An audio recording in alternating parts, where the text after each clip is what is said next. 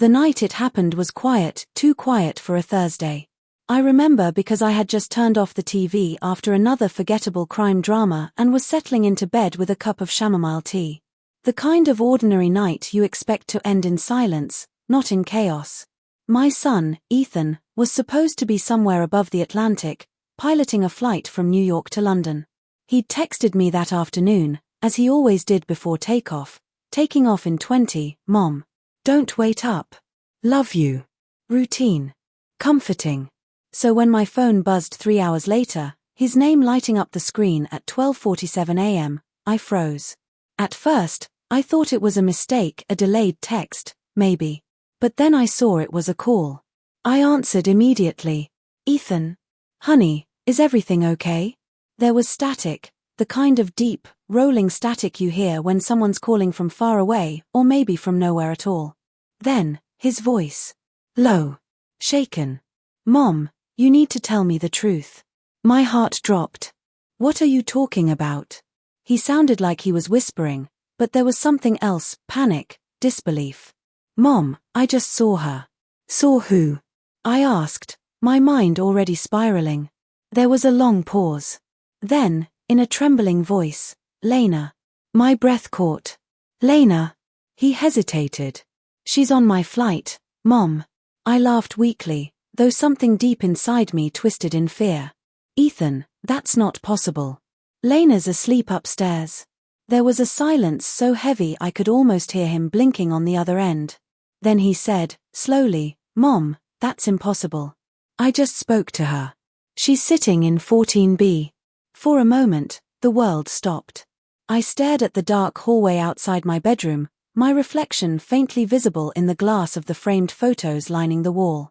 Lena's graduation photo hung there, her wide smile, that dimple on her left cheek, her dark hair tucked behind one ear. I turned toward her room, the door closed but a faint glow visible beneath it. She'd left her nightlamp on again, like always. Ethan, I said quietly, forcing calm into my voice, you're tired. Maybe you saw someone who looks like her. He didn't respond. I could hear muffled announcements in the background, a co-pilot's voice, and then Ethan whispering again. She waved at me, Mom. She said my name. Same clothes she wore at dinner yesterday. I sat up, the tea now cold on my nightstand. Ethan, listen to me. Lena is here. I just checked her room, except I hadn't. Not yet. I swung my legs out of bed, my bare feet touching the cold wooden floor. The hallway stretched before me, dark and silent. Stay on the line, I whispered.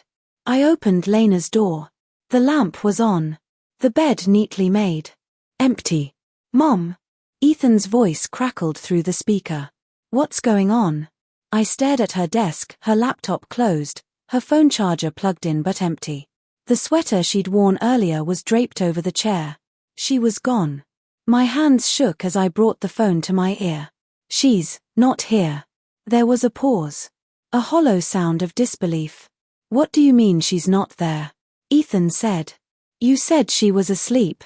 She was, I whispered. She said goodnight around 10. I thought, before I could finish, a strange sound came from the other end of the line, a deep, humming noise, followed by a faint voice in the background. Sir, passenger 14 be requested to speak to you again. Ethan's breathing quickened. That's her. Ethan, wait, don't go, I said, panic creeping into my voice. Stay in the cockpit. Please. But I heard footsteps. He was moving. Mom, he said, I'll call you back. Ethan. The call ended. For a few seconds, I sat frozen in the silence of our house. The hum of the refrigerator, the ticking of the clock, the wind brushing against the windows all felt suddenly distant. Unreal. My daughter had vanished from her room. My son was 30,000 feet in the air, insisting she was sitting on his plane. And then another sound. A soft creak downstairs. I turned toward the staircase, heart pounding, every instinct screaming at me to stay put. But a mother's fear is stronger than reason. I grabbed the flashlight from the drawer and stepped into the dark hallway. Each step groaned under my feet as I descended. The living room was empty, the front door still locked. Then I saw it on the coffee table. A boarding pass. For flight AR-237, New York to London. The same flight Ethan was piloting. Issued in the name of Lena Brooks. My fingers went cold. How? I looked closer. The timestamp showed 9:45 p.m., 1 hour before she said goodnight. And scrawled across the back, in her handwriting, were 3 words that made my blood run cold: "Don't tell Ethan." I must have stared at that boarding pass for 10 whole minutes, my brain refusing to connect the dots my eyes clearly saw.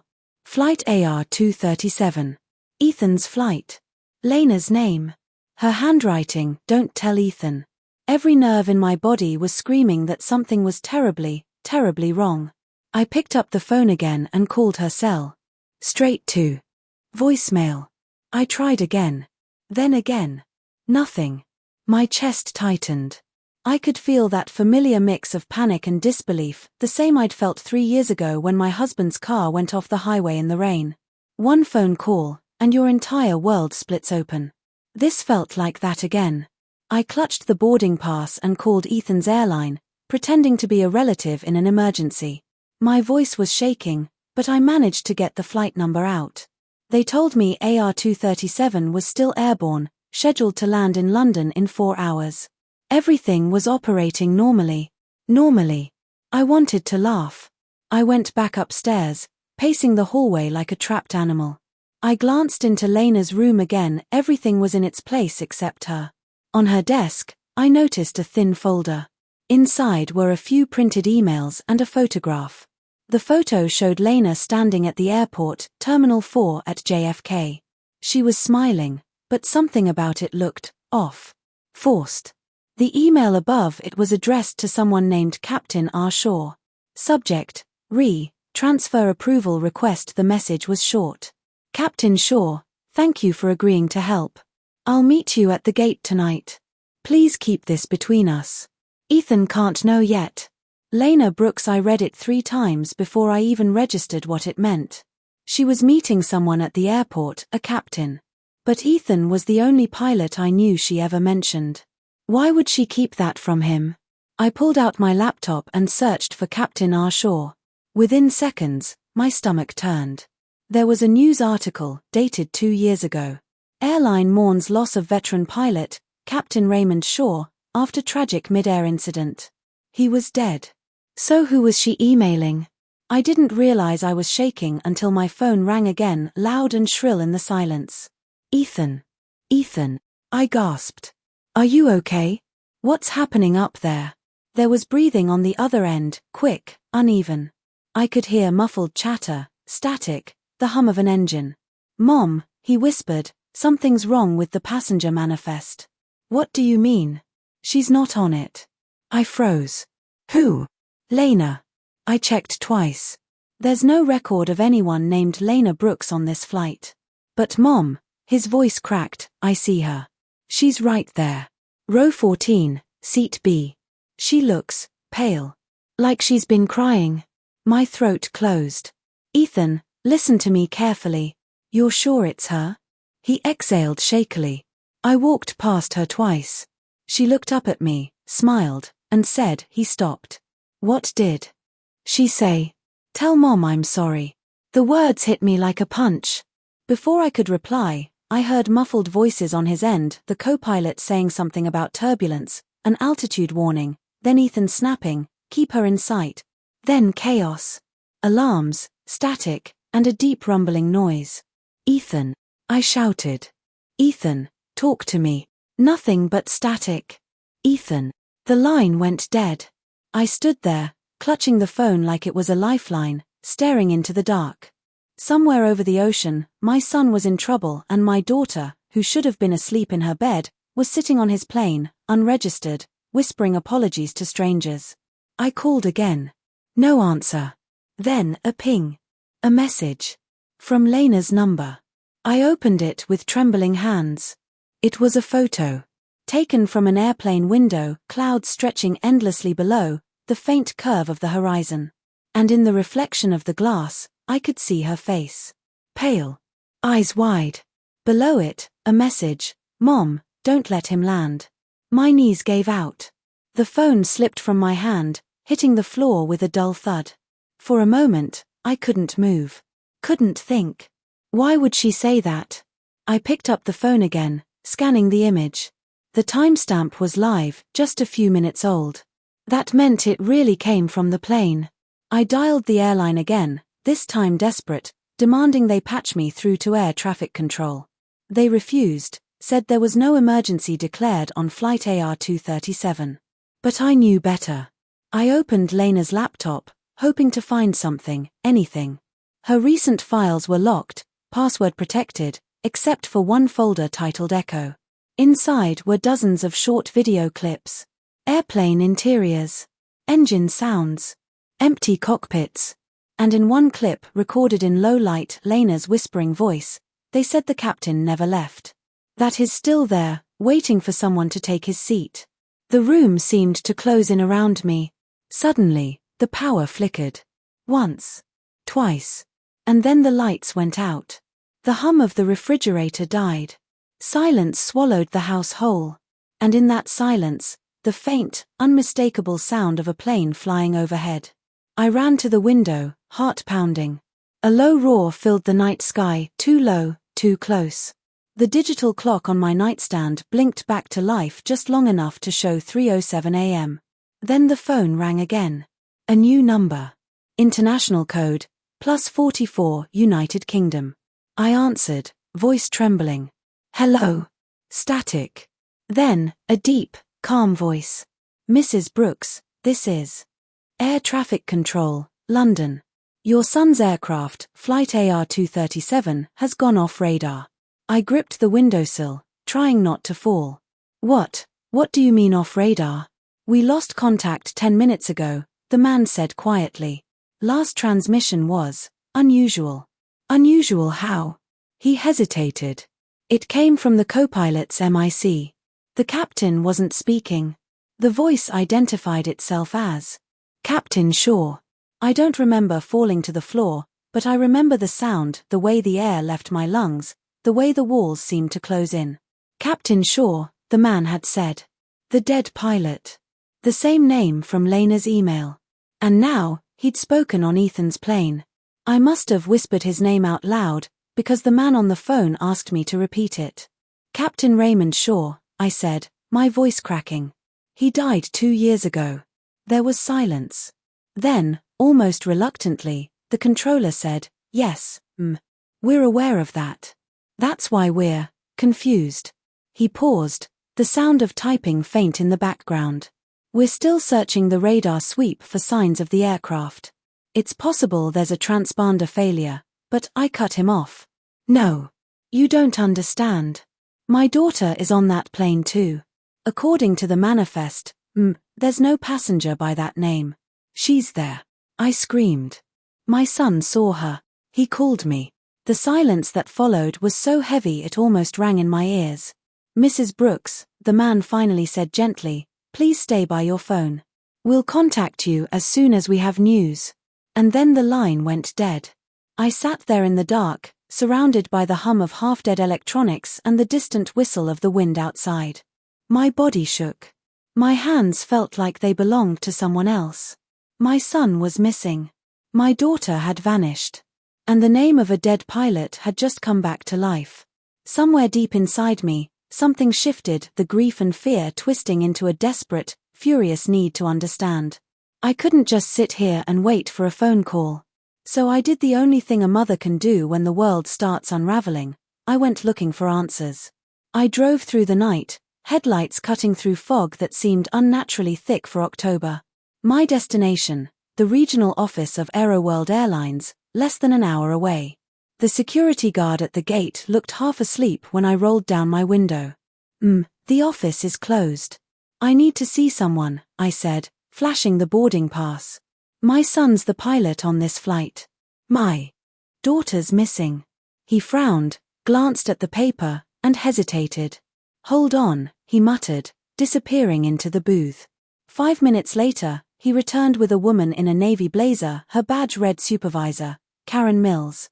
Her professional calm barely concealed concern. Mrs. Brooks, why don't you come inside?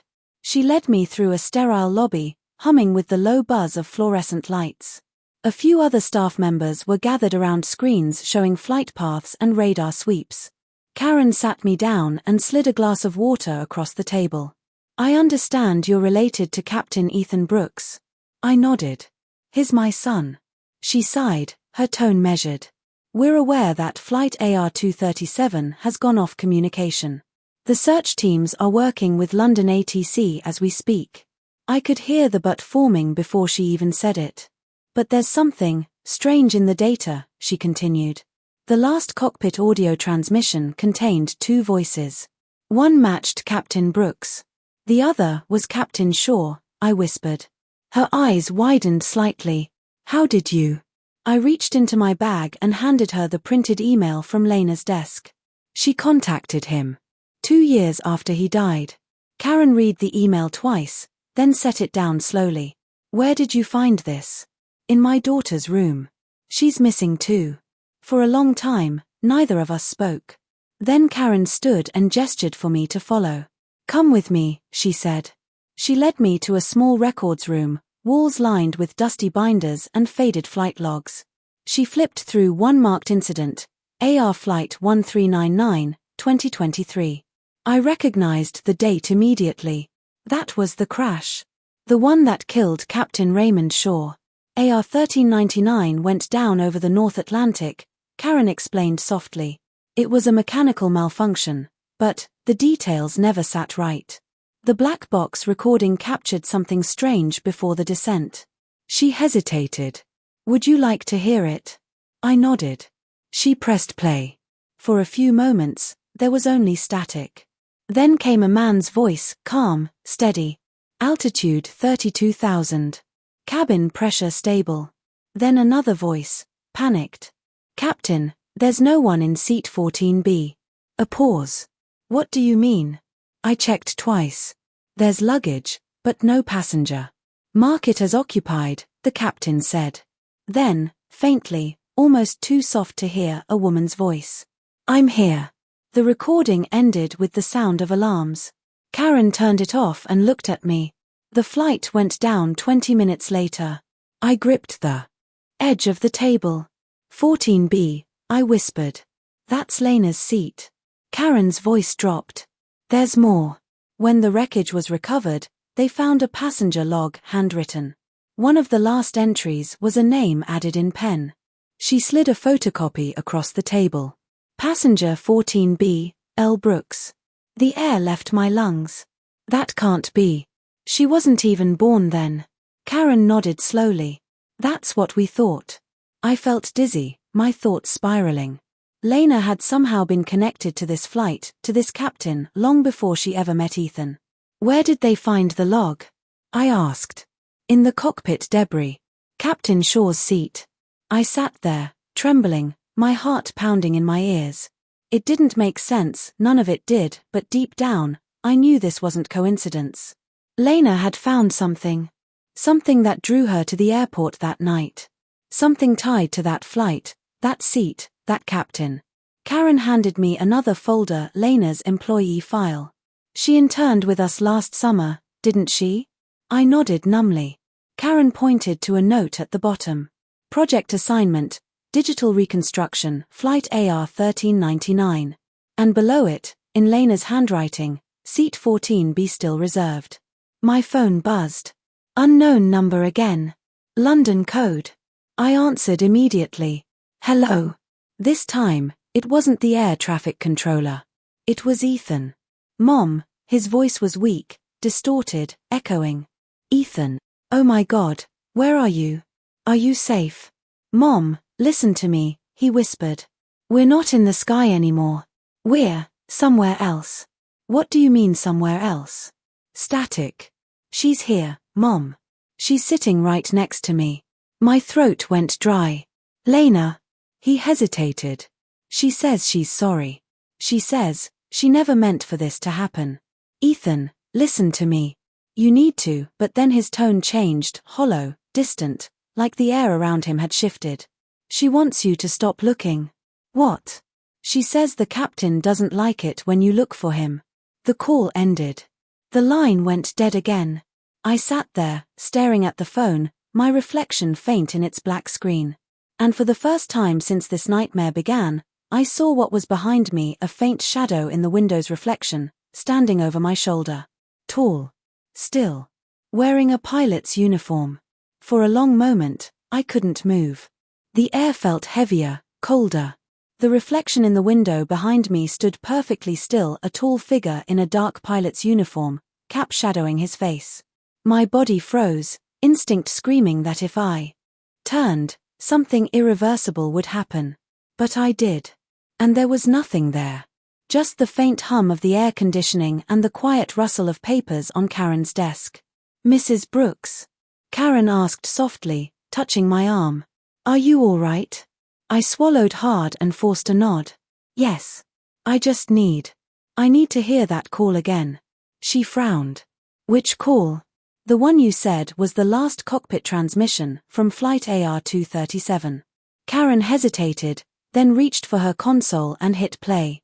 The audio crackled to life, deep static, followed by Ethan's voice, tight with strain. "Mayday, Mayday. This is AR-237. We're losing altitude. Controls aren't responding." Then came another voice, calm, steady. "You're clear for descent, Captain."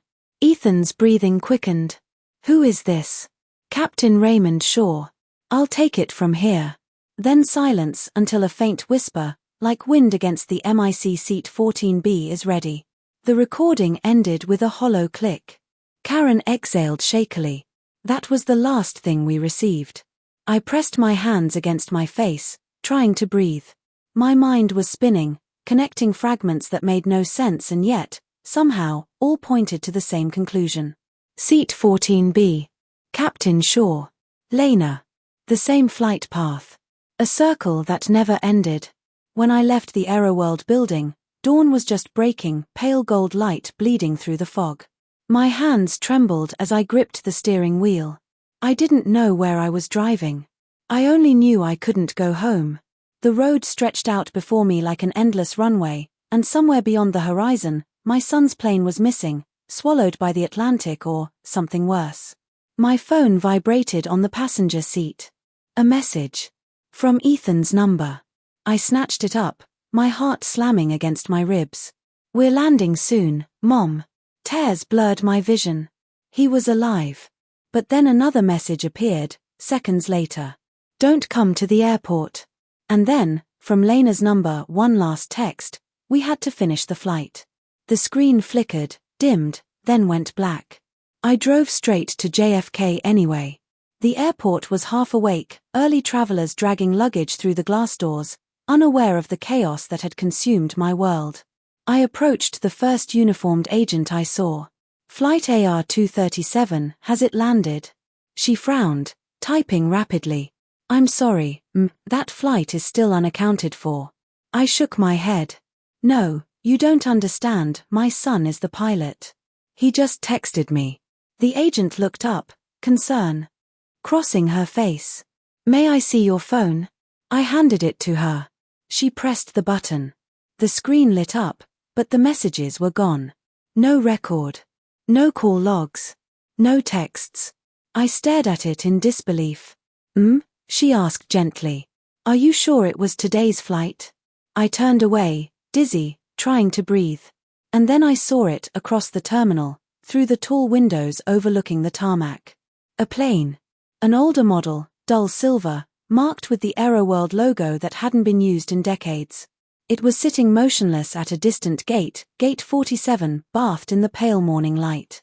I felt my legs moving before I realized I was walking. No one else seemed to notice the plane. Passengers passed by, oblivious. Even the display board above the gate was dark. When I reached the window, I pressed my hand against the glass. The plane's engines were still. The door closed. But through the window, I saw movement. A figure in the cockpit. Ethan. He turned his head slowly, almost as if he could feel me there, and for a fleeting second, our eyes met. He looked calm. Peaceful. Then he nodded once. And beside him, in the co-pilot's seat, sat Lena. Her face was soft, almost glowing, her hand resting lightly on his arm. Between them, A shadowy outline, a tall man in an old-style pilot's cap. Captain Shaw. The cabin lights flickered once, like a heartbeat. Then the engines roared to life. The old aircraft began to move, no sound, no vibration, just a smooth, silent glide. It rolled past the other planes, past the terminal, gathering speed. People walked by, unaware. No one looked. No one heard. I watched, tears streaming down my face, as the plane lifted into the morning light, climbing higher and higher until it disappeared into the clouds. I don't remember how long I stood there. By the time security approached me, the sky was empty. When they checked the runway logs later, they found nothing. No radar trace. No clearance issued. No record of any plane at Gate 47. And yet, on my windshield in the parking lot, there was a thin layer of condensation, and written in it, as if traced by a fingertip, were 3 words: "We're home now." That night, as I sat in Lena's empty room, I found her laptop still open. The folder named Echo now contained just one new file. A video. I clicked it. Static at first. Then the image cleared, a view from a cockpit window, clouds rolling endlessly beneath a golden sky. Ethan's voice came faintly from behind the camera. "Looks beautiful. Up here, Mom." Lena laughed softly beside him. "Tell her we made it." The camera turned slightly, and for a brief second, I saw Captain Shaw standing behind them, one hand resting on Ethan's shoulder, eyes forward, calm.